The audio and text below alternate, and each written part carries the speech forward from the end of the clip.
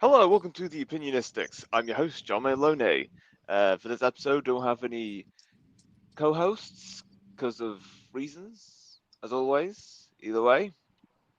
So, introducing from Chile and/or Canada, currently in the US, Oscar Joffrey. Well, good afternoon. Thank you for having me today. You're welcome. So, Oscar, what is it you do for a living? Oh, well, what do I do? Well, I'm a professional entrepreneur. How's that? Yeah, I've been a entrepreneur now going on 3 decades. Can't believe how time flies. And the the journey of the entrepreneur, as you all know, it's one that has many obstacles and ups and downs. And what I'm currently working on today it's been part of that journey since I started, which is everything looking to find ways to help and empowerment and make something bigger than where we were. You know, my previous company in 1999 was BabelFish, and why it's significant of that is that the only way people communicated on the internet was English. We all know the world is multilingual. So, and now I'm doing it for the private capital markets, helping companies being able to raise capital to be able to capital and efficiently, and uh, by empowering everyone that up until this point has been completely fragmented. So I've been busy. Alright then, sounds good. And how long you had this idea for? So I've been working with coaching and the private markets for the last 14 years. The last 25 years I've been working in the capital markets in general, meaning working in the publicly traded world, seeing how money moves, how the capital raising journey, and how, well, let's face it, I mean, how watching one group of individuals in the world increasing the wealth while the remaining part of us not struggling, but trying to. Um, but the journey that I'm in now is about inclusion, getting everything. How should I say? Everybody equal access. Yeah, pretty exciting. Alright then, sounds good. What was life for you growing up? Wow. Okay, well, you said it. I was born in Chile. I'm one of those children from the coup of 1973. I was 7 years old, turning 8, where I was taken away, and I didn't get to see him for at least another couple of years afterwards, but we did, and then we ended up in Canada. So I feel like I lost it about 3 4 years of my youth, but no regrets, none whatsoever. I mean, it's been a journey of continuous learning, and so it's been interesting. It was hard. It was hard at first. Nobody was ready for having immigrants in the early 70s. It was very different for everybody, and that became very difficult. That was number one. Number two, language. That became the second that I needed to deal with, was learning the language. And by the time that happened, I don't know how it happened, but my life went by for a. I arrived in Canada when I was 10. I I I didn't learn how to read or write until I was 18, 19 years old, and it's not because I didn't want to learn or anything like that. It's just at that time in when I grew up in Canada, in particular in Western Canada, they weren't ready yet for you know the with immigrants coming in, and but I came at the right time. And people go, what do you mean? Well, I came at the right time because I was at the right age where the internet, the computer industry kicked in, and there was. I had the world's largest library to learn, and that's my journey. The rest has just been entrepreneurship. The last company I ever worked for was in 1989, which was that it just goes to show you how far I've been in this journey. But it's been a journey of learning, lots of ups and downs, not always getting it right. sometimes being arrogant, and you try to make sure that you balance yourself out as you keep doing. So overall, I'm happy. I enjoy what I do. I have a beautiful family that supports what I do, and um, I I'm creating a new generation of myself with my family, and living in, in this great country that we're in today. So it's fantastic. Fantastic. Where do you see yourself 20 years from now?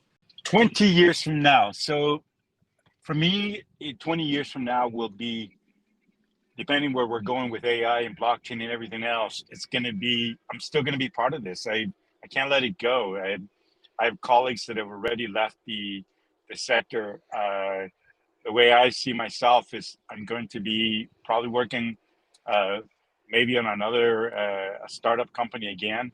Even I'll be in my by then I'll be in my 70s, and people go, "You're still." Yes, because it's in my blood. I love creating innovation. It'll be a different type of innovation then. You know what I mean? It won't be the same one we're doing today. And people go, well, you'll be too old. You're never too old when your brain is ticking. And I have one man that I need to to mention, or actually a couple of them. One is William Dimon. He was the chairman of Brookfield Properties, one of the world leaders in corporate governance in Canada and the United States. The man was an active director teaching people how to be ethical directors right up into his his 90s. And the other one is Dr. Manny Malafana, who today at 89 years old, 89, is still doing another startup. This is the man that co-invented the pacemaker. This is the man that invent the entrepreneur who invented St. Jude's. I mean, he's saving lives. So when the mind is ticking, you just keep evolving, and not that you're looking for a problem to solve. It's just that as we keep evolving as a as human beings or sectors or any things emerge. I mean, 40, 50 years ago, we could have talking about artificial intelligence and blockchain, but in real life practice, it wasn't there. Now it is, and people's ideas are coming up. Well, what's going to happen 10, 20 years from now when we got robotics, we got AI, we got blockchain, more innovation, not fear, not fear. That's not going to be for me or for most people. You shouldn't fear. You should find a way to embrace it and moving forward. Okay then. Sounds fantastic. And when you do start another startup, what ideas do you have for your next startup? Well, you know, it's interesting. When I did my fifth startup, I was really scared. I'll never forget this day. It was 2003. I I was done with BabelFish. It was gone, and I'm going, oh my god, what am I going to do next? So so it's like when you're driving and you're looking for a gas station and you can never find it, or you're looking for that bank. And what I've learned from since then is that the more I tried to look for an idea on a startup, the harder it was. And what I've learned now is that I need to pay attention to signals that every day I'm being presented. So the fortunate thing that I have now with the journey that I've been in with the company that I have today is that I've been able to spring it already into 7 other companies that years ago I wouldn't have been able to do that, but now I'm able to because I'm able to see that there's an opportunity. I'm able to immediately create a business case to see if there's a market for it, and then proceed. So this has allowed me and everybody I work with the ability to take them, but I'm not looking for them. And I know that sounds really weird. I'm not looking for them, and it's not like they just fall in my lap. It's sort of like you're listening to the news, you're reading an article, you read a book, you listen to a conversation, you attend an event, and all of a sudden things start clicking together, and you go, I think this is where, and then you begin your journey, and and that's what's worked for me. I know that's not for everyone, but that's how it's worked for me predominantly till now, and I'm excited about it because I don't have to worry about, oh my god, what will I do next? I'm definitely not retiring. I laugh about that. I don't golf because I I'll drive myself nuts because the game is so slow, and I don't drink beer. So so I really don't have a lot to contribute in the golf course from that perspective. But the the innovation ideas just spring naturally when you surround yourself with people and minds and all that constantly spurring opportunities, ideas, and stuff like that. So it's exciting. Fabulous. Out of all the startups you have created, which one you enjoyed working more on? That's a great question. I've been asked this before, and there when I did BabelFish, it was a long time before until now that I would say that was the most joy I had. Why? Because I brought in 400 people together from all different parts of the world to work together with a common goal. And this is back in 1999 when there was no venture capital, at least in the regions we lived in. So we literally had to work for free for the 2.5, 3 years. And that was everybody heart and soul all in. And I learned a lot about people, but there was, after capital came in, it kind of, like anything, you put money in and things start blowing up. So where I'm at today, I'm really enjoying. So why am I enjoying the ride with KoreConX and CoreChain? Because COVID-19 brought something inside of me that I didn't realize I had. And it just emerged out of it. We went from a company of less than 15 people to a company of 60 relative quick in a year and a half or so. And we're still growing. And we have an entire distributed team in 8, 9 different countries. And it's exciting. It's tough. I'm not saying it's easy. You got language and all that, but I'm an immigrant, so I grew up with tough. I already grew up with having a very sensitive ear to accents and all that. So I'm not ignorant. I don't have any of the biases towards culture or anything. In fact, it's allowed everybody the ability to learn each other's culture. We have people from Brazil, Malaysia, St. Lucia, Dominican Republic, India, UAE, Canada, the United States, and they're not even centralized in their region. So bringing all that to, so I'm really having a lot of fun right now. It's enjoyable. People get to work from their home. They get to participate, and you get to build a $1 billion company in a very different way. Now, this is not for everyone. So anybody listening, this is not something you can just, hey, Oscar, how did you do it? And I'll go, no, it's one, you got to believe that it'll work for you. Number one. Number two, you have to put in the extra effort of communicating. This is not where the CEO goes away on, at 5 o'clock and doesn't talk to anybody during the day. You literally have to be available for everyone, and you got to enjoy it. You can't see it as anything more than, wow, I'm building something.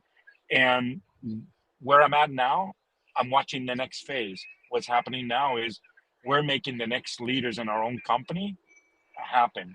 And they're now seeing how they can do it themselves, distributed. And this is exciting. This is the 21st century workforce that we have built at our company. All right then. What's the best way to stay motivated? You gotta love what you do. You gotta love it 100%. Because if it's purely money, no, it's not going to be enough. You gotta love what you do. You gotta have a great family. You gotta have a wonderful wife, children, parents. Everybody. You got to get everybody. You got to sell it to them first, because the journey is not make a buck quickly and get out. And but you have to love it. You have to love it for all the right reasons, because on the good times, it's easy to love something. Oh, it's great, fantastic. But when the minute it gets hard, that's when the real test comes in. That's when you either shine or you foil, you fold, and boom, you're out the door. And uh, that's the one advice I give to everybody that always ask me, Oscar, what book do you read? I don't have a book for you. My journey is different. Every entrepreneur has their own journey. But if you don't love what you do and you truly love it, how could you ever enjoy the gains from it to making a difference in whatever it. Yes, the financial components are going to come. Believe me, they're always there. They're not going to go away. But if you don't have all the other parts to it, how could you enjoy, waking up at 5 in the morning or going to bed at 3, 4 in the morning and waking up with ideas every day and knowing that everybody around you is just excited about it as you are. And yeah, that's the key. Happiness. Great. Couldn't agree more. If there was a song for every time you entered the room, what song would that be? If I had a song, we are the champions. We are the Oh. champions. Yeah, that's yeah, of course. I mean, it's you gotta think you're a winner. And a winner doesn't necessarily always mean what we read in number one. You just got to be a winner inside. You got to know that you're doing right by everyone, the good times and the bad times. That's a winner. You balance everything out. You you enjoy it. So that in my mind, I listen to that and I hear it and I get up in the morning and I'm ready to go and you know making other champions and making other champions in other regions in the world that never even had that opportunity to feel like a champion. And that is even more exuberant than anything else. So it's pretty exciting. Fabulous. What's your favorite season? My favorite season, so with my wife and kids, is skiing. It's so exciting right now that I have a 2.5 year old. We taught him how to ski. I got an 8.5 year old. He's learning how to ski. We're all skiing together. Snow, winter. There's just something. I know people go, "Oh my God, you like the cold."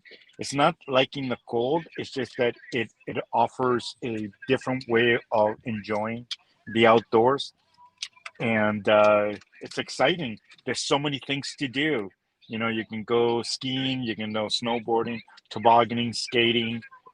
It's not just limited to one. So it's growing up in Canada has made me love that, especially when I come from a country like Chile, where there is every day is summer, right?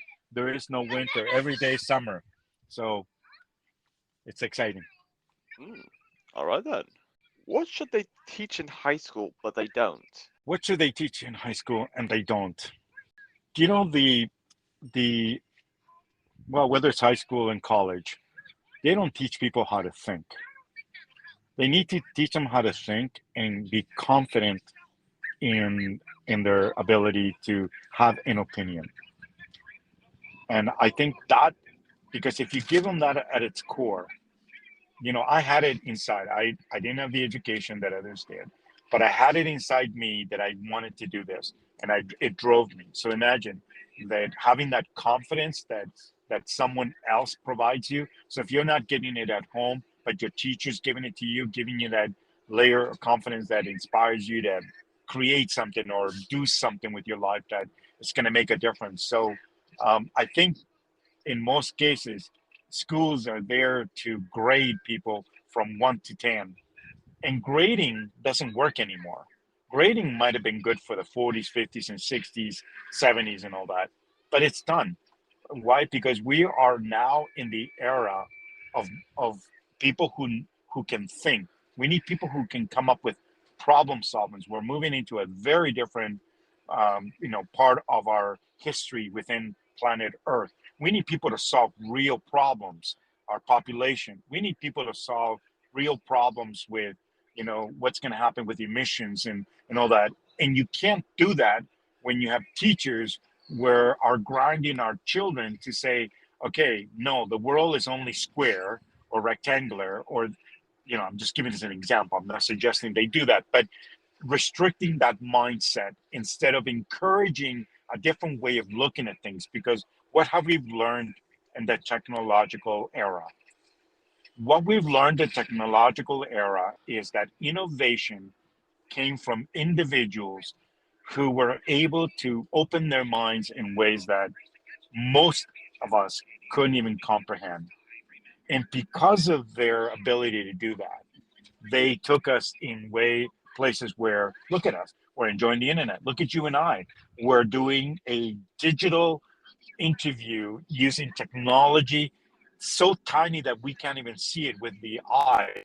You need technology once again to see its power, and we take that for granted. Now we need people to take us to the next stage. And those problems, we need people thinking about the problems and coming up with solutions. And for that, you need to train them early on to, there isn't just this view. It could be this, this, and that. And that's how we move and progress, by helping our children of the future. All right, fabulous. How many countries have you been to? Oh, I've been to almost 20, 20 plus countries around the world. I've been to Asia, Europe, of course, South America, North America. I love the world. My one thing that I would like one day is to see the world the way only a few have been able to see it, and that is to see it from above the clouds, to see, so we can all understand how really small we all are, so we can learn to work together better. But it's, I think for anybody out there today, go take a chance. Maybe you've never left your city. Leave the city, go to a state. If you haven't left the state, if you left the state, go to a country. And then from one, and you'll get the bug.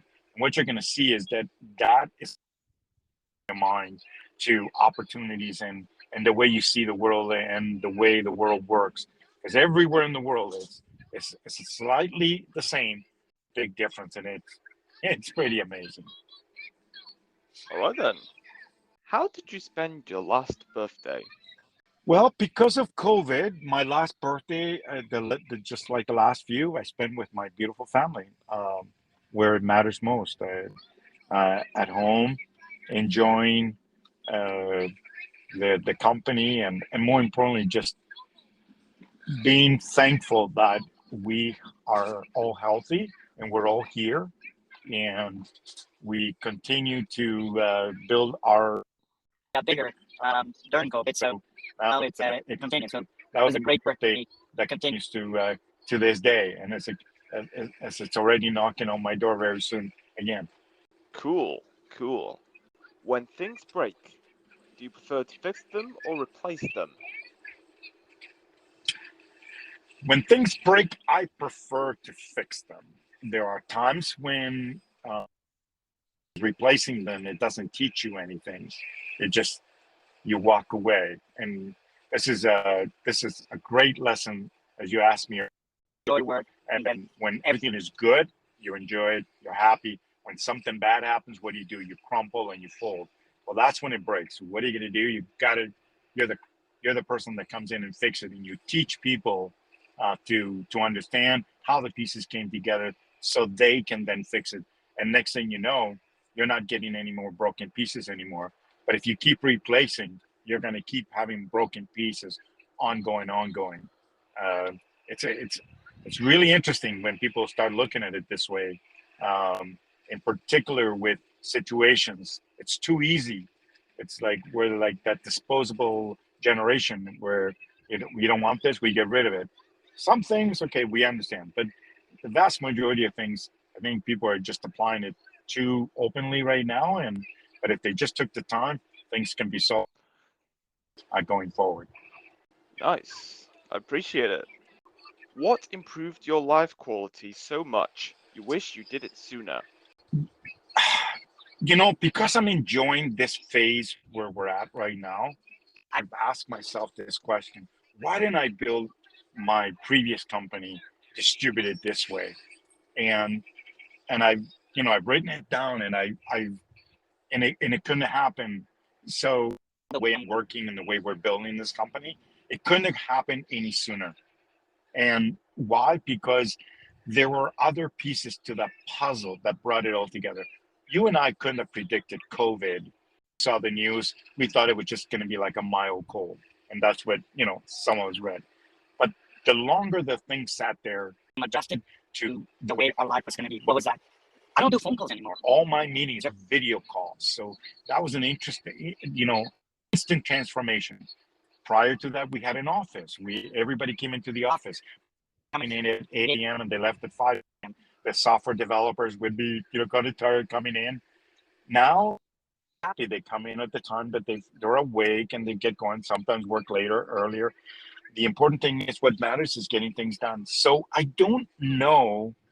Could I? I don't think so because we would have had the centralization of being working in an office. You would have treated everybody else that wasn't in an office as a remote worker. And that terminology itself is negative. That's number one. Number two, not only is it negative as a terminology, the way you view people that work with you like that as an outsource. And today, that's not the way we view our team. They're our family. So to give you some examples of that, when we came out with an insurance program for the team, it isn't easy when you have members in 9 different countries.